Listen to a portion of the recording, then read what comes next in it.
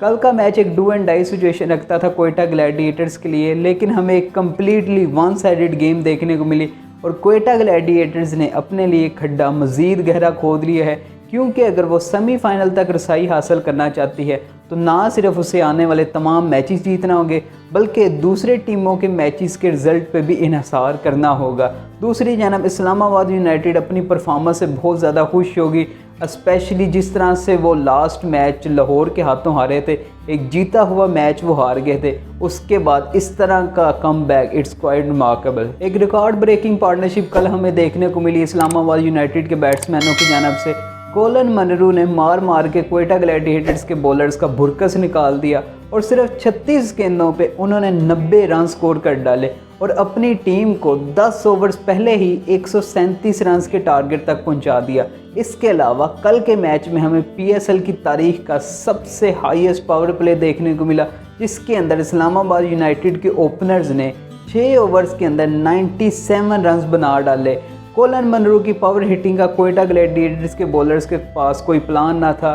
तमाम के तमाम बॉलर्स बेबस दिख रहे थे उनकी ब्लिस्टरिंग बैटिंग के अगेंस्ट। देखें, बेशक टारगेट कम था, लेकिन ये भी मानना पड़ेगा कि क्वेटा ग्लैडिएटर्स के बॉलर्स की जानब से एक पुअर शो हमें देखने को मिला। कोई लाइन ऑन लेंथ नहीं थी, कोई डिसिप्लिन के साथ वो बॉलिंग नहीं करवा रहे थे।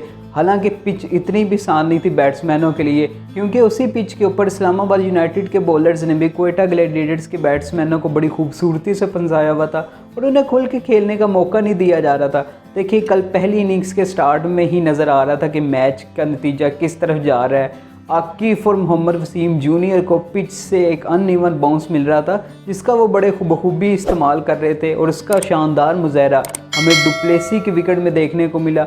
जो वसीम ने एक पहली गेंद करवाई थी, वो उसके अंदर बिल्कुल एक अनइवन बाउंस देखने को मिला था और डुप्लेसी के पास उसका कोई जवाब ना था, जबकि उससे अगली ही गेंद जिस पे वो क्लीन बोल्ड हो गए थे वो बिल्कुल नीचे ही रही। और इसी तरह की वेरिएशंस का इस्तेमाल through out the innings Islamabad United के बॉलर्स करते रहे और ऐसे डिसिप्लिन्ड बॉलिंग के सामने क्वेटा ग्लैडिएटर्स हमें स्ट्रगल करते हुए दिखाई दे रही थी।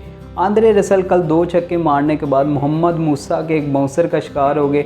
इसके बाद वो फील्ड के ऊपर डिजी दिखाई दे रहे थे और उनका एक लंबा चौड़ा कंकशन टेस्ट भी किया गया, लेकिन तबीयत ठीक ना होने की वजह से वो दूसरी इनिंग्स में फील्डिंग के फ़राइज़ सरअंजाम ना दे सके और बाद में उनकी एक फुटेज रिलीज़ की गई थी, जिसके अंदर देखा जा रहा था कि उन्हें स्ट्रेचर के ऊपर डाल के हॉस्पिटल मुंतकिल किया जा रहा था। Hope he is feeling well and may recover soon. अगर हम पॉइंट्स टेबल की बात करें तो कल का मैच जीतने के बाद इस्लामाबाद यूनाइटेड 8 पॉइंट्स के साथ दूसरी पोजीशन पे आ गई है। क्वेटा ग्लैडिएटर्स इस सीज़न में खेले जाने वाले 6 मैचों में से सिर्फ 1 में फ़तह हासिल कर पाई और वो उसके पॉइंट्स की तादाद सिर्फ 2 हैं और इस वक्त पॉइंट्स टेबल पे वो सबसे निचले नंबर पे मौजूद है और उसका नेट रन रेट भी मनफी में है।